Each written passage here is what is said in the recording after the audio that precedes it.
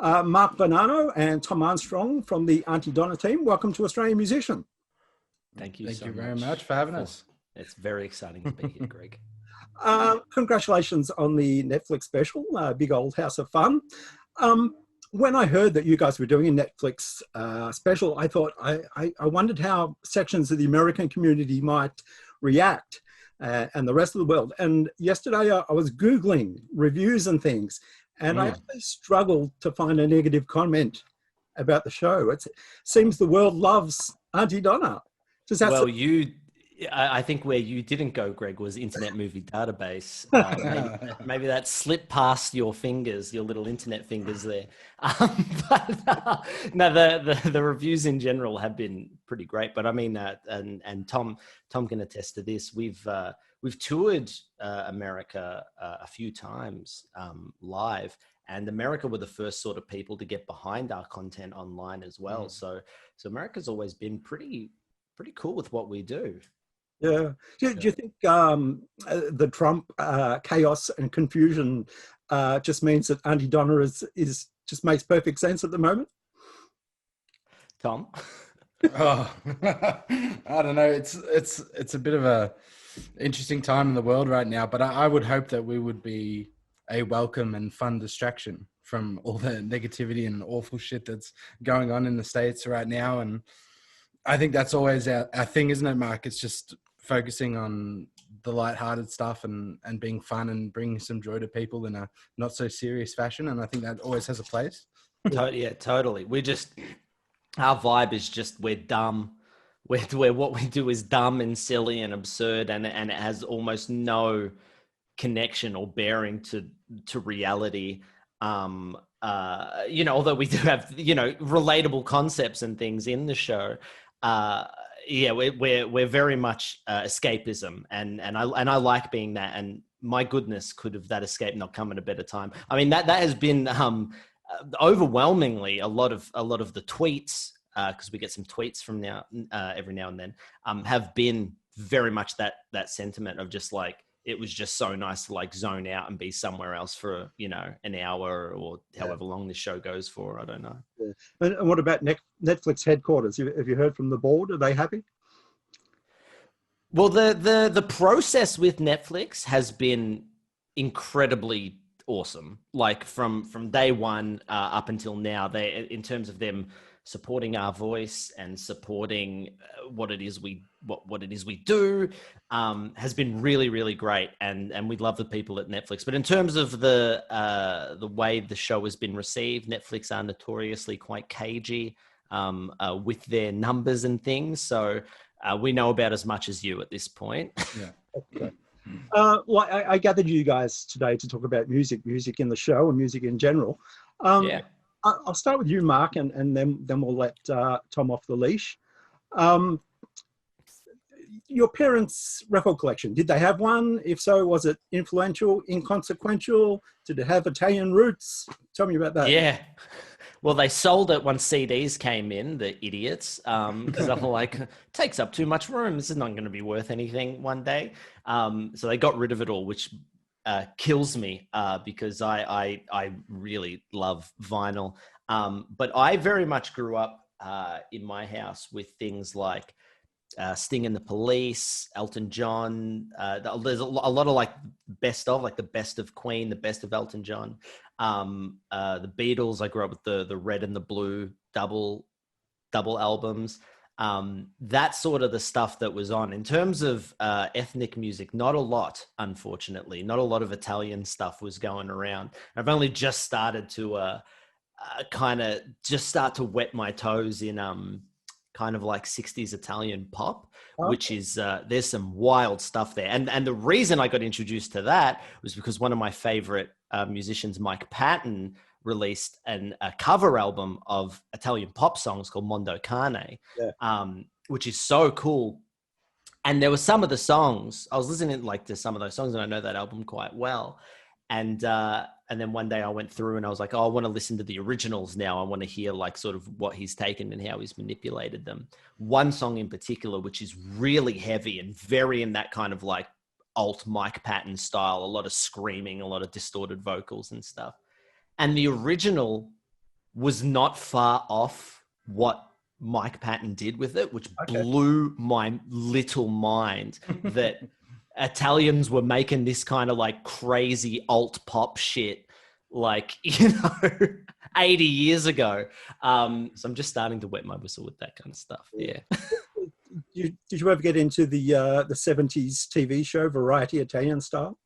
No, I didn't. I haven't heard of this before. Checked up. It was big in Fawkner where I grew up, and they had a house band, Sergio G and the Flippers, and Right. he used to operate from behind the Bomwick Street shops in Fawkner. And when I came home from school, I would walk past and hear the Farfisa organ. So that show was very dear to my heart. It had Franco Cozzo commercials running. Oh, of course. Yeah. Amazing.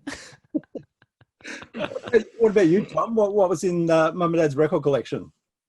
Look, my parents weren't like huge music people at all. Like there was a few, my mum would put on like a CD on a Saturday morning sometimes. And it was very much like Meatloaf, Bonnie Tyler, that sort of classic stuff, sometimes the Beatles and stuff. But my biggest influence was my cousin Sean is about 5 or 6 years older than me. And when I was about 10 or 11 or 12, he realized I didn't have a lot of music in my life. So every time I would catch up with Sean, he would give me a burnt CD of what he was loving and what he was listening to. And it's crazy because I look back now at like the 10 CDs he gave me over like a 3-year period, and it pretty much shaped my entire interest in music now. So he gave me that first Gorillaz album. He gave me Regurgitator's Greatest Hits. He gave me the Tom, Mark and Travis Show by Blink-182 and a lot of Eminem CDs as well. And it's interesting because a lot of stuff that I'm drawn to now is like has direct links to all these influences, I think. So thank God for my cousin. Otherwise, maybe I just never would have been that Tom, into music. I had no idea that we have the exact same story, because that is also my story. My cousin Dean, who's about 4 or 5 years older than me, introduced me to metal when I was about 11 years old, and changed my life. And that's when I started loving music. I listened to music before that, but I didn't start loving music until my cousin I had no idea about that. I had no idea that was so funny. It's crazy because like I was learning classical piano when I was very young, from like the age of 6, I guess. So my only, I guess I didn't have like a radio or anything like that. So I guess, my only influence up until my cousin coming into my life was like, a bit of Pig into classical suite and a bit of classical music that way, and whatever my music teacher would teach me. So thank God for our older cousins, Mark. Yeah, man. I was listening to Tina Arena before him on 101.1 Double TFM. That was that's where like that's music. Yeah. Did you play, Mark? Are you a musician? No, in ISO I have attempted to learn the drums. Okay. And so I've been bashing around on that, but I was in bands when I was younger, but as a vocalist in like hardcore metal bands. All three of the guys are like extremely musical and have very strong musical tastes, but not necessarily have ever taken it further outside of Aunty Donna. But like Mark and Zach and Broden are all like phenomenally musical in their own way, I guess, which is interesting because they're not really musicians per se. Yeah. So until now, Mark's a ripper drummer now. Yeah. No, well, let's not go crazy. Melbourne has such a great music scene. Pre-COVID, were you avid gig goers? Massively. I love a live gig. Tom, what about you? I guess when I was a little bit younger, I played in a lot of bands coming up, and I would, pretty much played at 100 different venues and got to experience them all, and loved a Friday night gig and got to see a lot of bands come up around us, which was awesome. And it is like when you go to other cities and you realize that it is uniquely Melbourne, it's quite shocking having grown up here and just accepting that on any given Friday night, you can go to 200 pubs and see a band. And when you go to Sydney and you realize it's not like that, it's quite shocking. Like even when I was in smaller bands, when I was growing up, like trying to book a gig in Sydney and realizing that there was like the Oxford Arts Club and then like a couple other venues and not really a lot more. Whereas here there's probably, there was at least 100 venues that you could go get a gig at on any given moment. It was quite shocking realizing how special Melbourne was. Yeah. Like growing up in that scene, like the green room and the art house, and like constantly at gigs at the hi-fi, which is now what's it called? Max Watts now. It's called Max Yeah. Watts. But I love live music. It is where it's at for me. Like I listen to a lot of music, but I live to see that music performed live. And there are like, I've done ridiculous things, like waited 13 hours in line to be front row center for Radiohead. And when we're in LA making Aunty Donna's Big Old House of Fun, because just every show was always sold out, I always paid way too much money to see gigs off StubHub. But like, I got to see Tom York do his solo stuff. I got to see 100 Gex in this like tiny, tiny little venue. I had tickets to see Devin Townsend, but then COVID hit, and so I couldn't. But I was just trying to see as much live music as possible when I was in LA. Because what I realized was, like, because in Australia, you know, it's a bit difficult to get to Australia, and it's a bit of a push, and the population isn't huge here.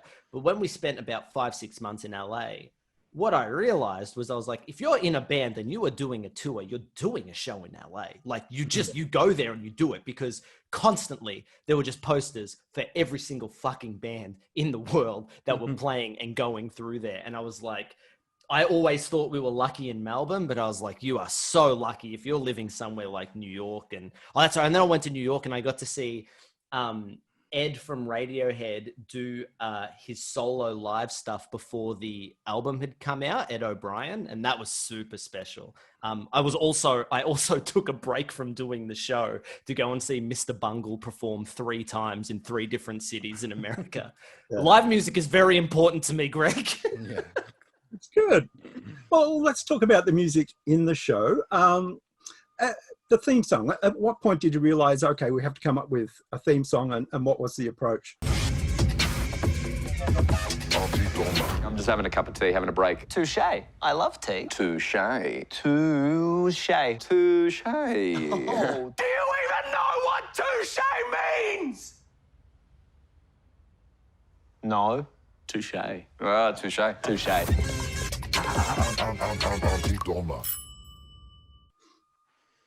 Yeah, so I guess it was always in my head that I wanted to do something. And at one point I really was stuck on this idea that we would do like a joke for the for the intro. And I really wanted to do, I had this idea where we would do like a sitcom sort of rock and roll track where it would be like explaining the plot of the show. And I was like really hard on that. But in the end, we realized that like, we didn't want to put more jokes into the stings and the theme song and stuff, because we realized that all those stings that we had throughout the show and the theme song is actually a breath. Like that's where you don't want jokes. That's where you want to give the audience 5-10 seconds just to not. And then when we sort of realized that, I realized I just wanted to do the biggest, craziest electronic song I could muster, basically, which has always been our sort of thing from the very first live shows we've done. It's always been about breaking up these crazy sketches with equally crazy electronic music. Yeah, Tom has always been one of our secret weapons, in the sense that we have a dedicated musician who makes our music. We're never scrambling. I mean, maybe in the first live show we gave Tom a week to make 80 sound cues, but we're usually not scrambling to make and generate original music that has a tone, that has a voice. We stepped into Aunty Donna with Tom, who has, you know, such a clear idea of the kind of music that he can make and the music that he likes to make. And it's always given us a vibe. And there's, you know, people in the Melbourne comedy scene constantly make jokes. Anytime, I think there's been other sketch shows or other sketch artists or other comedians who in their podcasts or in their live shows will end the sketch and then play like hard dubstep music and then go Aunty Donna. Like it's become such a brand for us that people now make fun of us for it, which is the greatest compliment that you could ever get, you know. But the idea for a theme song, I think, has been with us from pretty early on. When in our very first web series, we did a very similar thing, exactly what we do in the show. When we would finish a sketch or when the series would end, we would cut to the words Aunty Donna, the name of the show, and it would have like some sort of just like banging track and flashy kind of grabs. And it was really cool because if you go through our YouTube stuff, you can honestly see the evolution of Tom's this kind of musical tastes and abilities, get better and bigger and bolder. Yeah, I can hear a bit of 100 gex in the theme song. Is there a bit of a push in that direction? Oh, look, I've been trying to push Gex on Tom for a long time, for about 2 years. And I am a fan now entirely because of Mark. Yeah. Yeah. I don't know if it's necessarily influenced specifically, but they've been around. I've been pushing them on everyone in the group for a long time. Tom, just to get nerdy for a little while, are you an analog man or a digital guy? I'm very digital. Unfortunately, I would love to have the money and the time to get into the analog stuff, but it's just been in the box for me since day one. And it's pretty much, that's the way I've learned how to make music. And that's the way it's going to continue to go for at least a while, I think. Yeah. But yeah, it's been always about the digital plugins and synthesizers and stuff for me, and that's just the way I've learned, I guess. Yeah. Have you got a fave set of plugins? For me, I use Serum for everything, so most of my source signal is from Serum. I actually quite like the inbuilt effects on Serum as well, so sometimes I'll get away with Serum, but then it's the usual stuff on top, the Sound Toys stuff, sometimes the Waves plugins. I build a lot of the crazy sounds are usually Serum that goes into the guitar tool rack on Waves, which is basically just essentially it's a virtual foot pedal sort of setup. So you can put choruses or distortions on this sort of thing. And that's how I get a lot of those really crazy signals. Yeah. And running the same thing with sort of Sound Toys, all their sort of decapitator plugins and stuff like that as well. Oh, yeah. All the great Netflix shows, The Queen's Gambit, The Watchmen, have great soundtracks. Where's yours? It is coming, actually. I'm not sure if I'm allowed to say, but it's coming for sure in the next few weeks, hopefully. Yeah. It proved to be, it's not as simple as, look, we've never made a TV show before, but it's not as simple as you put it out, you get the tracks and you put it out.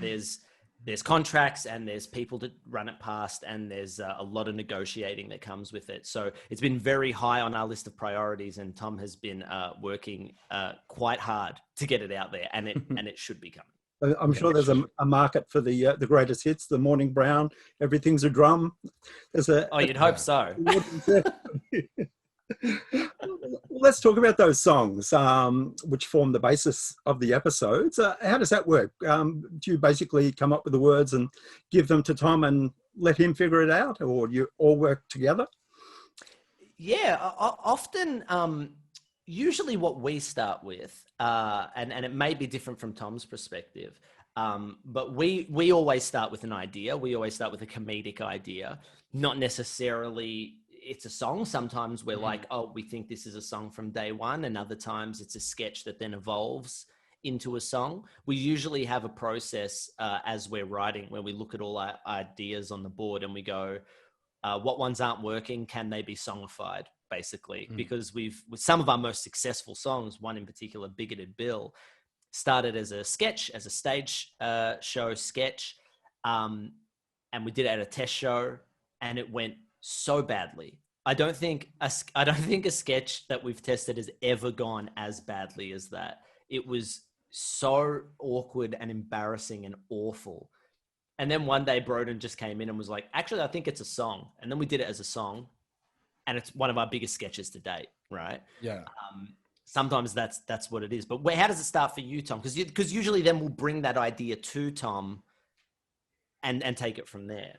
Yeah. So usually, as far as the music goes, I'll my main goal from this get-go is to find just a pace and a rhythm for the boys to take their idea and write lyrics to. So sometimes Mark is just or one of the guys is got this idea for a song, and I'll be like, is it fast? Is it slow? Do you have an idea for the music? And Mark might say, yeah, I want it to be, you know, something crazy drum and bass and really quick. And I'll put together just really quickly some drums for that sort of energy. So we can find the energy first and see if that's working. And then once we got the energy right and the lyrics working and the structure working, that's when I'll go away and make it into a song and really make sure that side of things is working. Because I think one of the things we do really well is the vocals are about the joke. They're not necessarily about melody or timing. Even sometimes it's just about delivering the joke. And then I always try and make sure that the music is like engaging and catchy and fun, so that it's a easy listening experience and it sort of has the right energy and fun from the get-go. Yeah. And but Tom's also great in helping us shape the lyrics and shape the rhythms of the performances. Because sometimes we just come in and, you know, we're just trying to do, I guess what's funniest or what we think is funniest or the best way to do the joke, but that doesn't always work with what's best musically. And sometimes when you combine those two, that's ends up being what's funniest.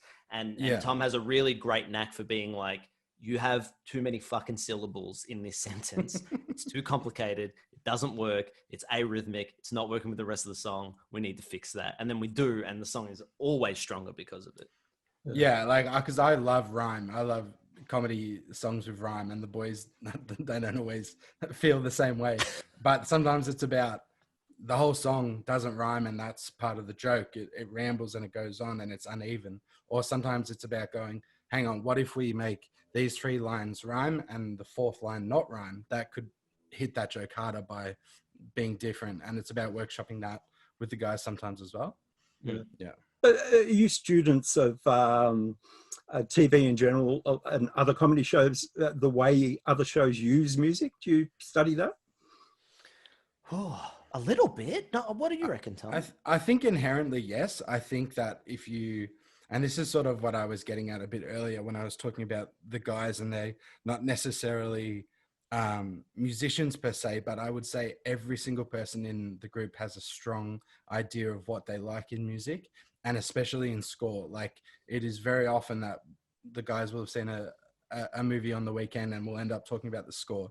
I think the guys have an inherent understanding of what works. From my end, it's like a lot of the time I'm always trying to get the best beat with the best energy and the best fun in. And sometimes it's about them saying to me, oh no, this is too cool for this song, or this beat is not what works. We need something that, you know, is more silly than cool, or something like that. And sometimes the discussion goes there. But I would say inherently, like, the guys have a huge understanding of how music works with film.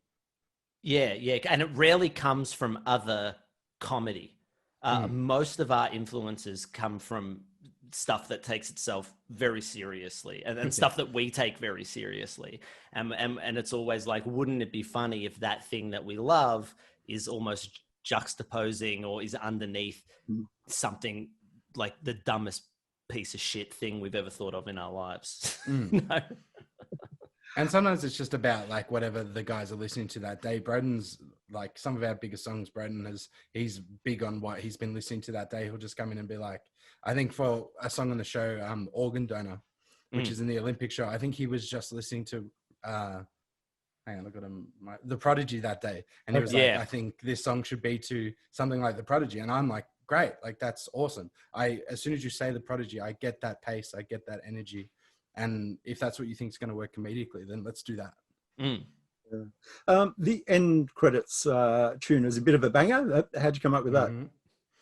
Yeah, so that was another one that I came up with, and again, just wanted to put my best foot forward with something that I was, you know, I could really knock out of the park. And I think I came up with the episode 1 lyrics, and I had this idea that they could change every episode. So Mark came on board and wrote the lyrics for episodes 2, 3, 4, 5, and 6, and we wanted them to be different every time. And that was a fun little thing, because we were getting the computer voice to sort of go through and say sort of what had happened during the show, and also just to sort of almost tease the listener into watching the next episode.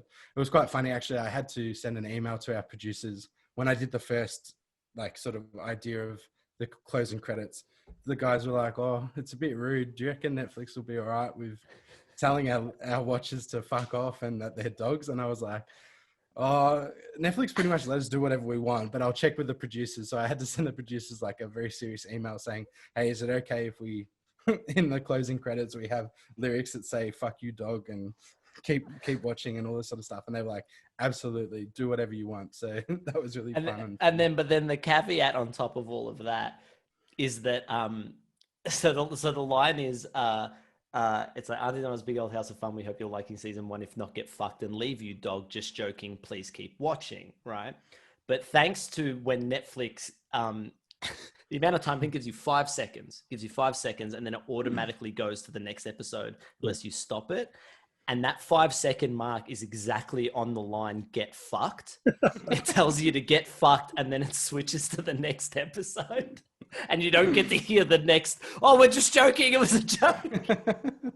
That's so good out because beautifully. I feel like on another network or with a different set of producers that might not have flied, but I think that was a testament to our whole process that we were just allowed to do whatever we want, and it's funny and it's unique, I guess. Yeah. Cowdoy has his own Twitter page now. Has it gone to his head? Will he be seeking to collaborate with Dolly Parton, Emmylou Harris from here on, do you think?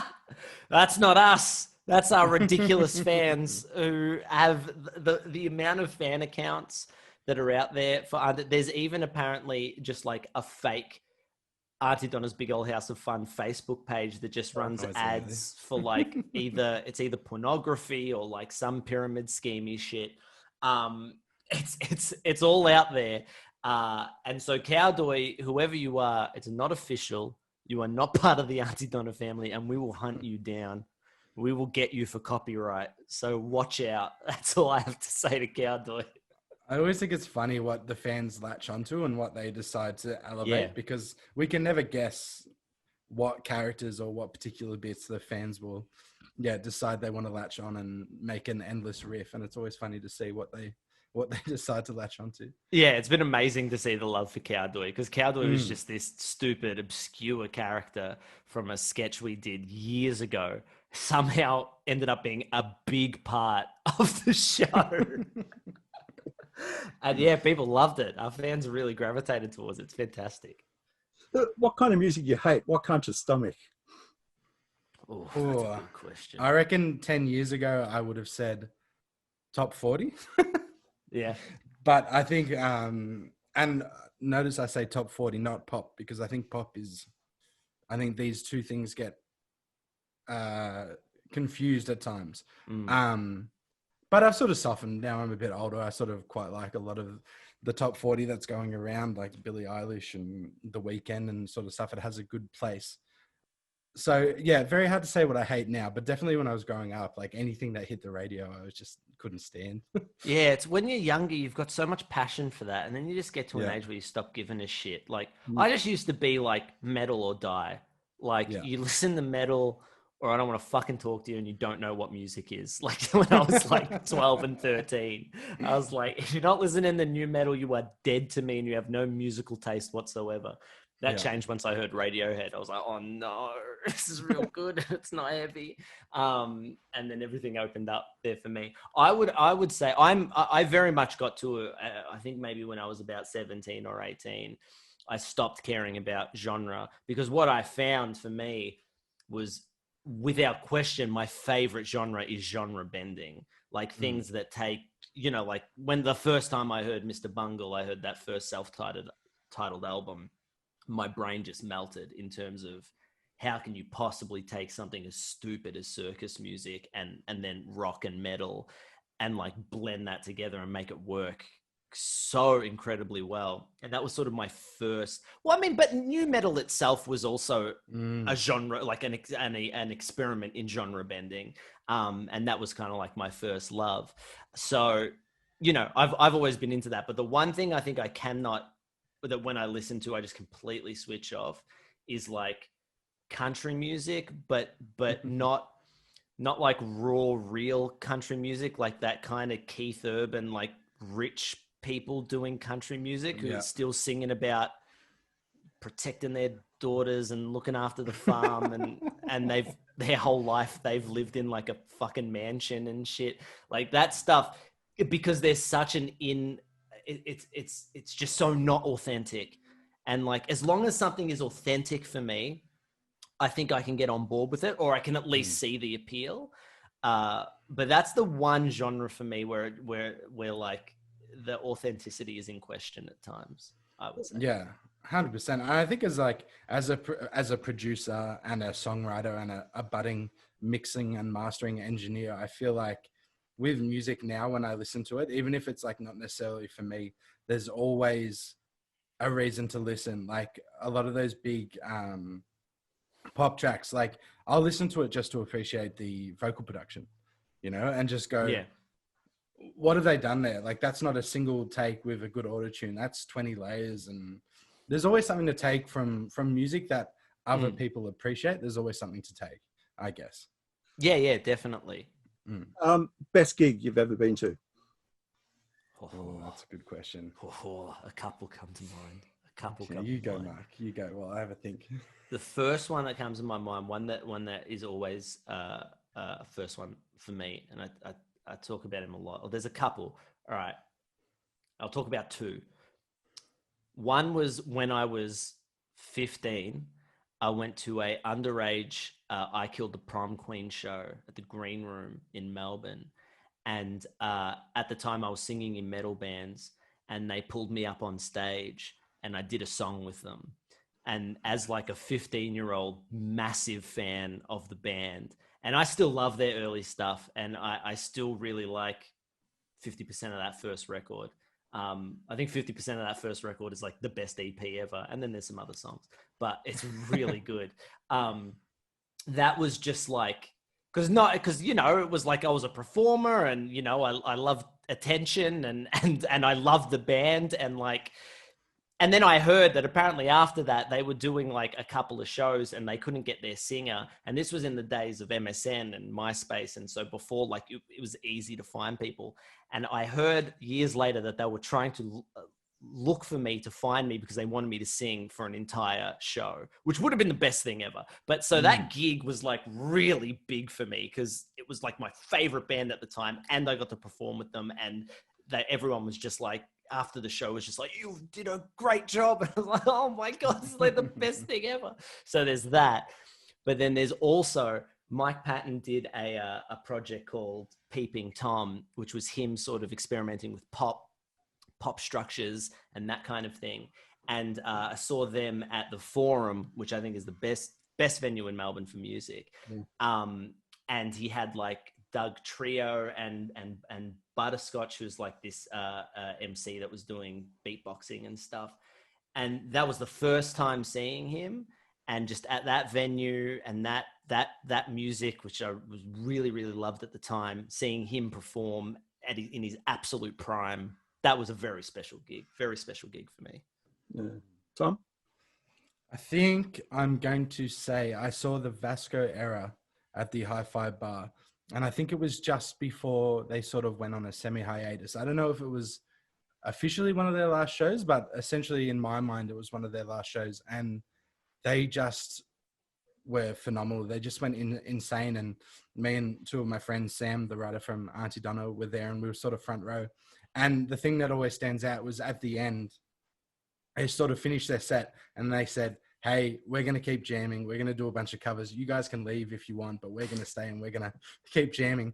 And I reckon they played for half an hour and they just played covers, and it might have been pre-planned, but to like a younger me, it definitely felt off the cuff. And to me, I was standing there and it felt like they had such a good connection, and they just jammed for 30 minutes and it was nonstop, and they just did covers, and they must have done like 100 different songs, just choruses of stuff.